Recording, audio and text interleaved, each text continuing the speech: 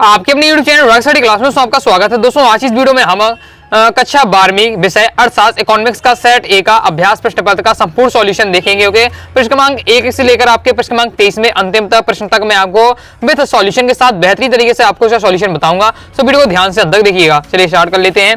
क्योंकि सबसे पहले दोस्तों हमारा आ जाता है क्वेश्चन, सही विकल्प को आपको चुनकर लिखना है। ओके, तो पहला हमारा निम्नलिखित में से किस अर्थव्यवस्था में निजी एवं सार्वजनिक क्षेत्र का से अस्तित्व पाया जाता है? तो इसका राइट आंसर आपका मिश्रित।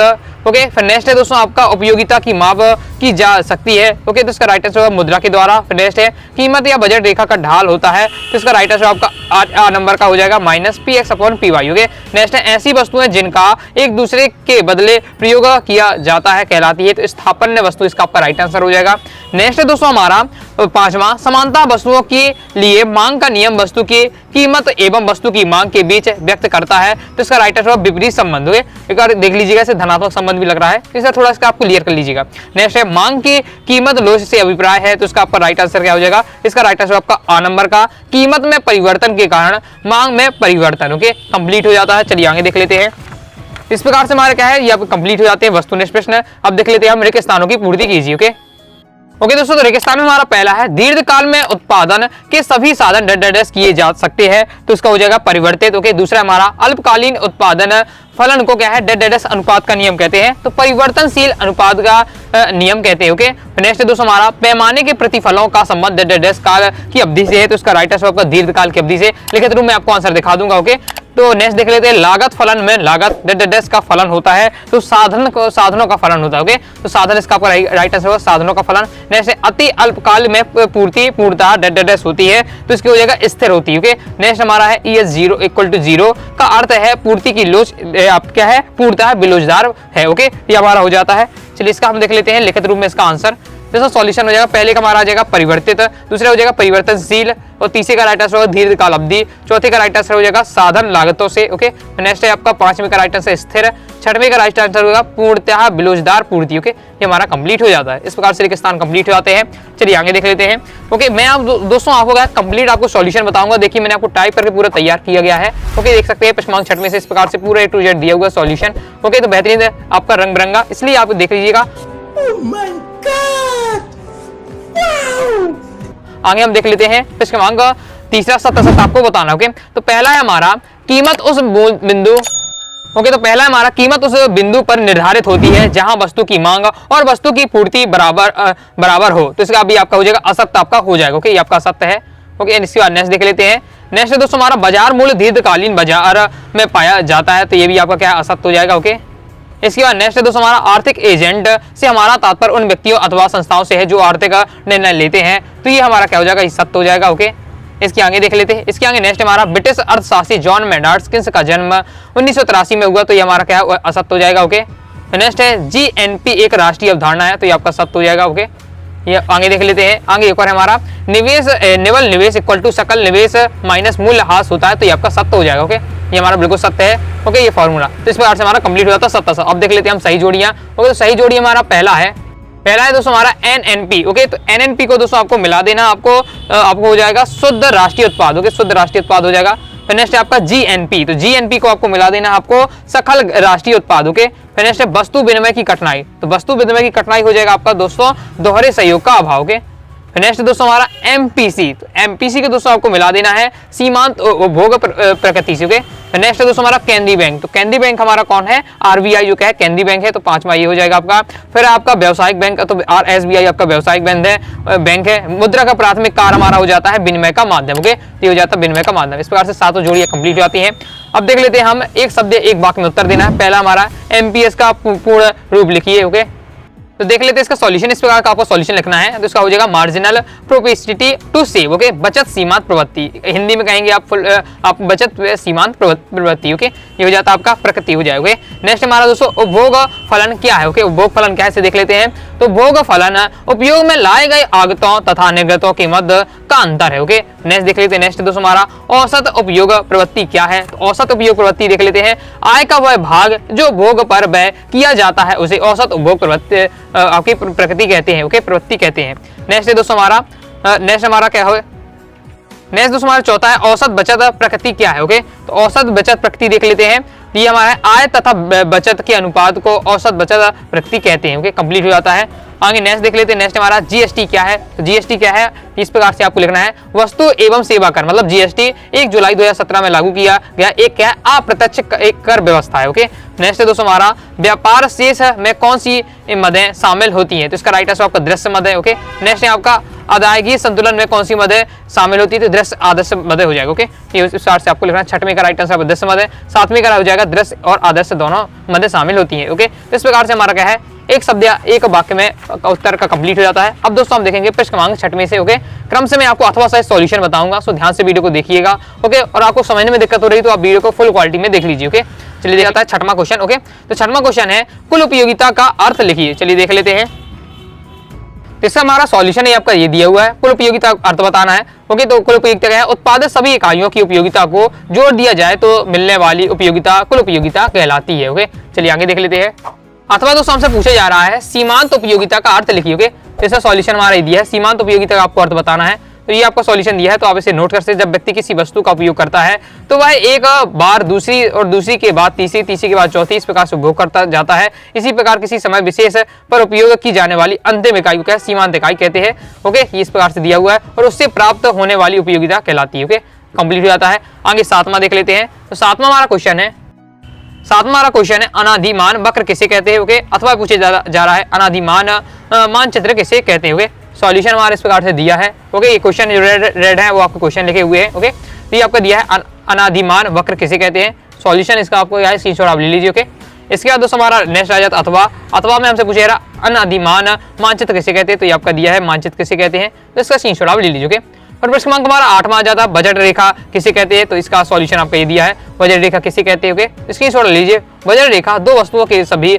संभावित आपका संयोजनों का चित्रमय प्रतिनिधित्व है। इस प्रकार से आपका दिया हुआ है। ओके, पूरा टाइप करके आपको बेहतरीन तरीके से आपको बनाया गया है, जिससे आपको क्या है, इनका सॉल्यूशन आपको कॉपी में लिखने में आपको कोई भी दिक्कत ना हो। ओके, और आप इसके अच्छे से आंसर तैयार कर सकें। तो बजट रेखा हो जाता है। अथवा में हमसे पूछा जा रहा है मांग का अर्थ लिखिए। ओके, तो मांग का अर्थ आपका ये दिया हुआ है, तो स्क्रीनशॉट आप ले सकते हैं। ये मांग का पूरा अर्थ आपका दिया हुआ है, तो स्क्रीनशॉट आप ले लीजिए। तो 8वां तक हमारा हो जाता है कि बजट रेखा का किसे कहते हैं, मांग का अर्थ लिखिए। 9वां हमसे क्या पूछा जा रहा है, 9वां है दोस्तों हमारा क्या है, उत्पादन फलन किसे कहते हैं। अथवा में है अल्पकाल तथा दीर्घकाल किसे कहते हैं। ओके, तो इसका सॉल्यूशन हम देख लेते हैं। इसका हमारा सॉल्यूशन ये दिया हुआ है, उत्पादन फलन किसे कहते हैं। ओके, तो ये हमारा दिया है उत्पादन फलन के बारे में। सो आप स्क्रीनशॉट ले लीजिए। ओके, वीडियो को दिक्कत हो रही है आप देखने में समझने में, तो आप क्या फुल क्वालिटी जरूर कर लीजिएगा। ये आपका दिया हुआ है उत्पादन फलन किसे कहते हैं। ओके, स्क्रीनशॉट इसका क्या है फास्ट ही आप ले लीजिए। अथवा में दोस्तों हमसे पूछा जा रहा है कि अल्पकाल तथा दीर्घकाल क्या है। तो ये हमारा दिया अल्पकाल क्या है, वह समय अवधि जिसमें केवल परिवर्तनशील साधनों को ही परिवर्तन किया जा सकता है, वो होता है अल्पकाल। दीर्घकाल है वह समय अवधि जिसमें क्या है, उत्पादन के सभी साधनों को क्या है, परिवर्तित किया जा सकता है। ओके, कंप्लीट हो जाता है। 10वां दोस्तों से क्वेश्चन पूछा जा रहा है स्थिर लागत किसे कहते हैं। तो इसका सॉल्यूशन हमारा ये दिया हुआ है, स्थिर लागत किसे कहते हैं। सो स्क्रीनशॉट आप हासिल लीजिए। ओके, स्थिर लागत वह लागत होती है जिनको अल्पकाल में उत्पादन की मात्रा के साथ परिवर्तित नहीं किया जा सकता। ओके, इस प्रकार से दिया है आपका स्थिर लागत, तो स्क्रीनशॉट आप ले लीजिए। ओके, इसके बाद अथवा में हमसे क्या पूछा जा रहा है, अथवा पूछा जा रहा है परिवर्तनशील लागत किसे कहते हुए। तो सॉल्यूशन हमारा ये दिया हुआ है, परिवर्तनशील लागत किसे कहते हैं। तो इसका क्या है हमारा फास्ट स्क्रीनशॉट आप ले लीजिए सॉल्यूशन का। ओके, कंप्लीट हो जाता है। इस प्रकार से देखिए चलते जा रहे हैं ये अपना 10वां हो गया है। अब हम देख लेते हैं 11वां। तो 11वां हमारा क्वेश्चन है परिवर्तनीय अनुपातों का नियम क्या है। अथवा पूछा जा रहा है पैमाने के प्रतिफल किसे कहते हैं। सो देख लेते हैं प्रश्न क्रमांक 11वां का सॉल्यूशन। तो ये हमारा दिया है प्रश्न क्रमांक 11वां का परिवर्तनीय अनुपात का नियम क्या है। तो इस प्रकार से सॉल्यूशन हमारा ये दिया हुआ है, सो स्क्रीनशॉट आप ले लीजिए।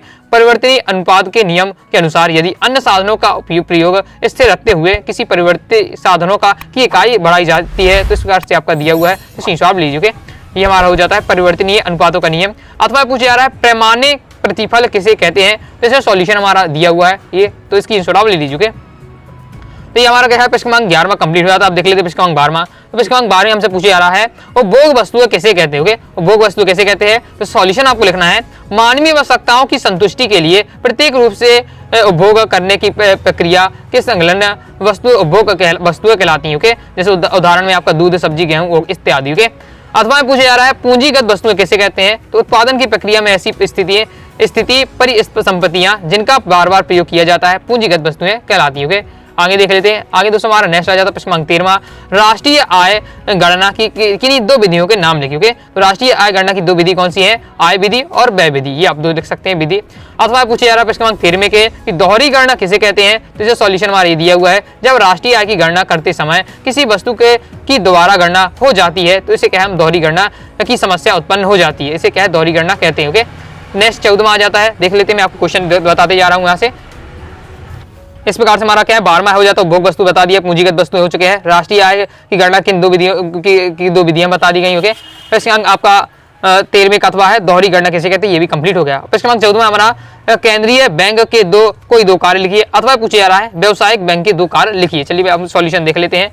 तो इसका सॉल्यूशन आपको इस प्रकार से लिखना है, पहले हमें लिखना है केंद्रीय बैंक के दो कार्य। ओके, तो केंद्रीय बैंक के दो कार्य हमारा दे दिया है, पहला है नोट निर्गमन का अधिकार, दूसरा हमारा सरकार के बैंकों का कार्य भी केंद्रीय का बैंक द्वारा संपादित किया जाता है। ओके, फिर व्यवसायिक बैंक के दो कार्य, तो ये व्यवसायिक बैंक के दो कार्य दिए हुए हैं। ओके, जनता से जमा स्वीकार करने का कार्य व्यवसायिक बैंक द्वारा किया जाता है, दूसरा है व्यवसायिक बैंक जनता को ऋण प्रदान करती है तथा जनता से जमा का स्वीकार करती है। ओके, ये हो जाते हैं व्यवसायिक बैंक के कार्य। ओके, तो चलिए आगे देख लेते हैं प्रश्न क्रमांक 15। ओके, अभी दोस्तों हमने कहा वीडियो को लाइक नहीं, वीडियो को लाइक करके सब्सक्राइब जरूर करिएगा। कोई दोस्तों डाउट आता है कमेंट बॉक्स में आप जरूर पूछ लीजिएगा। ओके, और इस आपकी पीडीएफ इसकी चाहते हैं तो आपके यहाँ डिस्क्रिप्शन में व्हाट्सएप नंबर दिया हुआ है, तो उस पर आप मैसेज कर दीजिएगा तो आप पीडीएफ प्राप्त कर सकते हो। फिर नेक्स्ट देख लेते हैं हम प्रश्न क्रमांक 15। प्रश्न क्रमांक दोस्तों हमारा 15वां है, सरकारी बजट के कोई दो उद्देश्य लिखिए। ओके, तो हमारे ये दिए है सरकारी बजट के दो उद्देश्य आपको दिए है, यहाँ मैंने आपको तीन उद्देश्य बताए हुए, पहला आपका हिसाब देता का उद्देश्य, दूसरा है आर्थिक निर्णय, ओके, तीसरा है आपका राजकोषीय उपकरण। ओके, इस प्रकार से तीन उद्देश्य तीन हेडिंग के माध्यम से आपको क्या है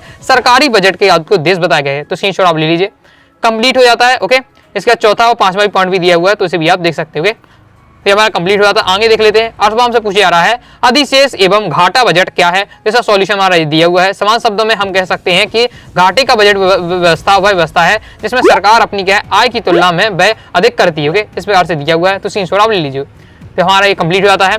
प्रश्न क्रमांक दोस्तों हमारा 16वां आ जाता है। प्रश्न क्रमांक हमारा 16वां है व्यष्टि अर्थशास्त्र की तीन विशेषताएं लिखी। ओके, तीन विशेषताएं आपको बतानी है, इस प्रकार से दी है आपकी व्यष्टि अर्थशास्त्र की विशेषताएं। पहला है छोटे भागों का अध्ययन। ओके, तो फिर दूसरा है आपका पूर्ण रोजगार मान्यता, तीसरा है कीमत सिद्धांत। ओके, तीन हेडकों के माध्यम से आपको क्या है व्यष्टि अर्थशास्त्र की आपको विशेषताएं बताई गई हैं। तो स्क्रीनशॉट इसका क्या है फास्ट आप ले लीजिए। और अभी तक आपने टेलीग्राम चैनल को ज्वाइन किया तो टेलीग्राम चैनल को ज्वाइन कर लीजिए। ओके, अब प्रश्न क्रमांक हम 16वें का अथवा देख लेते हैं। प्रश्न क्रमांक 16वें का अथवा हमारा किसी अर्थव्यवस्था की तीन केंद्रीय समस्याओं को लिखिए। ओके, तो किसी आपको अर्थव्यवस्था की तीन केंद्रीय समस्या बतानी है, तीन हमारी समस्या दी है। पहला है क्या उत्पादन किया जाए, उत्पादन कैसे किया जाए, दूसरी समस्या है, तीसरी समस्या है उत्पादन क्यों किया जाए। बहुत ज्यादा महत्वपूर्ण क्वेश्चन है, अक्सर ये क्या है पेपर में आया करता है। ओके, तो तैयार आपको अच्छे से कर लेना है। ओके, ये है आपकी तीन केंद्रीय समस्याएं अर्थव्यवस्था की। ओके, इसी हिसाब आप ले लीजिए, ये हमारा कंप्लीट हो जाता है। इसके बाद दोस्तों हमारा नेक्स्ट आ जाता है प्रश्न क्रमांक 17वां। प्रश्न क्रमांक 17वां है पूर्ण प्रतिस्पर्धा के कोई तीन लक्षण लिखिए। ओके, तो ये आपका दिया हुआ है, इसी छोड़ लिए पहला ये आपका लक्षण दिया हुआ है, पॉइंट वाइज पॉइंट दिया हुआ है। पहला हमारा ये दिया है पूर्ण प्रतिस्पर्धा के लक्षण में। ओके, इसी छोड़ लीजिए। इसके बाद दोस्तों हमारा ये दूसरा दिया है, तीसरा दिया हुआ। ओके, इस प्रकार से हमारा कंप्लीट हो जाता है पूर्ण प्रतिस्पर्धा के तीन लक्षण। ओके, तीन पॉइंट में बता दिया है तीन लक्षण। अथवा हमसे पूछा जा रहा है प्रश्न क्रमांक 17वें के लाभ अधिकतमीकरण की तीन शर्तें लिखिए। ओके, तो इसकी हम तीन शर्तें देख ले। पहला हमारा लागत मूल्य PMC के बराबर होना चाहिए, फिर है सीमांत लागत 0 पर घटती नहीं होनी चाहिए। इस प्रकार से दी हुई हमारे तीन लाभ अधिकतमीकरण की शर्तें। ओके, तो इसकी छोड़ हमारा फास्ट ही ले लीजिए इसका। ओके, कंप्लीट हो जाता है। चलिए आगे देख लेते हैं। ओके, इस प्रकार से दिया, देखिए मैंने आपको बता दिया है यहाँ से 14वां हो चुका है। 15वां मैंने आपको बता दिया सरकारी बजट के दो उद्देश्य, फिर अथवा भी अधिशेष और घाटा क्या आपका घाटा बजट क्या है। ओके, 16वां बता दिया व्यष्टि अर्थशास्त्र की विशेषताएं, फिर अथवा है कि किसी अर्थव्यवस्था की तीन केंद्रीय समस्याएं बता दी है। 17वां भी हम देख चुके हैं कि पूर्ण प्रतिस्पर्धा में कोई तीन लक्षण और लाभ अधिकतमीकरण की तरह शर्तें। ओके, तो 17वें तक हमने बेहतरीन तरीके से सॉल्यूशन कर लिया है। अब देख लेते हैं प्रश्न क्रमांक 18वां। तो प्रश्न क्रमांक दोस्तों हमारा 18वां है कि समग्र मांग का क्या अर्थ है, इसके दो घटक बताइए। अथवा पूछा जा रहा है न्यून मांग किसे कहते हैं, इसे ठीक करने के कोई दो उपाय लिखिए। चलिए हम देख लेते हैं। तो पहले हम देख लेते हैं प्रश्न क्रमांक 18वें का सॉल्यूशन। ओके, तो ये हमारा दिया है प्रश्न क्रमांक 18वें का सॉल्यूशन। तो स्क्रीनशॉट आप लीजिए। पहले हमें क्या है समग्र मांग का अर्थ बताना और इसके दो घटक बताने हैं। तो इस प्रकार से दिया है आपका समग्र मांग। ओके, तो स्क्रीनशॉट आप लीजिए और इसके दो घटक भी दिए हुए। ओके, तो तो स्क्रीनशॉट आप लीजिए, पूरा सॉल्यूशन आपका दिया हुआ है प्रश्न क्रमांक 18वें का।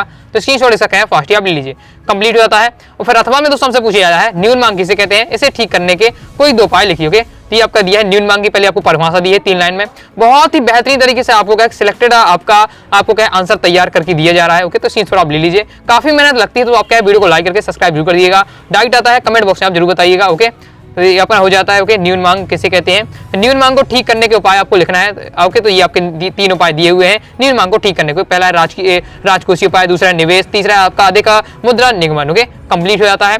फिर आपका ये चौथा भी दिया हुआ, ओके, साख निर्माण की वृद्धि, तो ये हमारे इस प्रकार से कंप्लीट हो जाता है। तो प्रश्न क्रमांक हमारा 19वां आ जाता है, राजस्व व्यय तथा पूंजीगत व्यय में भेद कीजिए कोई 3। ओके, तो ये आपका दिया हुआ है राजस्व व्यय और आपका पूंजीगत व्यय में अंतर। तो स्क्रीनशॉट इसका क्या है, फास्ट ही आपको ले लीजिए। तालिकाबद्ध में आपको 4 पॉइंट दिए हुए हैं, तो आप चारों पॉइंट तैयार कर लीजिएगा, बहुत ज्यादा आपका इंपॉर्टेंट है आपका ये राजस्व व्यय और पूंजीगत व्यय में आपका अंतर या भेद। ओके, तो इस प्रकार से हमारा कंप्लीट हो जाता है।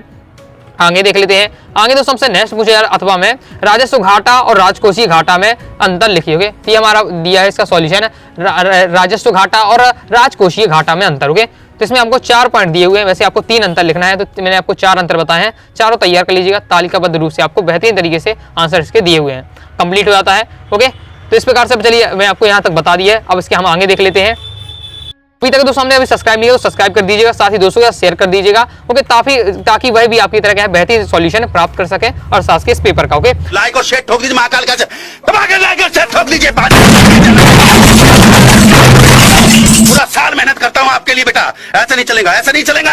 तो हमारा देखिए मैंने आपको क्या है 19वां आपको 18 बता दिया है, 19वीं बता दिया राजस्व व्यय और पूंजीगत व्यय में अंतर, राजस्व घाटा राजकोषीय घाटा में घाटे में अंतर या भेद। ओके, अब दोस्तों हमें देखना है प्रश्न क्रमांक 20वां। ओके, तो प्रश्न क्रमांक दोस्तों हमारा 20वां है, प्रश्न क्रमांक दोस्तों हमारा 20वां है कि पूर्णतः लोचदार मांग तथा पूर्णतः बिलोचदार मांग को रेखा चित्र की सहायता से समझाइए। 4 नंबर क्वेश्चन है, इसलिए मैं आपको इसका सॉल्यूशन आपको बता देता हूँ। इसका सॉल्यूशन आपको इस प्रकार से लिखना है, यहाँ से आपको लिखना है, पहले दिया है पूर्णतः बिलोचदार के बारे में। ओके, और फिर इसका डायग्राम। ओके, इसकी संरचना भी दी है, तो ये आपका दिया, पहले स्क्रीनशॉट आप लीजिए, इस प्रकार से आपको लिखना है, तो तैयार कर लीजिए, आपका डायग्राम दिया हुआ है। ओके, तो स्क्रीनशॉट आप लीजिए। ओके, और ये हमारा कंप्लीट हो जाता है। इसके बाद सेकंड हमसे क्या है, पूर्णतः बिलोचदार के बारे में पूछा जा रहा है, मांग के बारे में, तो ये आपका दिया हुआ है, स्क्रीनशॉट आप लीजिए। फिर इसका आपको डायग्राम बनाना है, तो इसका आपका डायग्राम ये दिया हुआ है। ओके, और ये हमारा क्या है, कंप्लीट हो जाता है।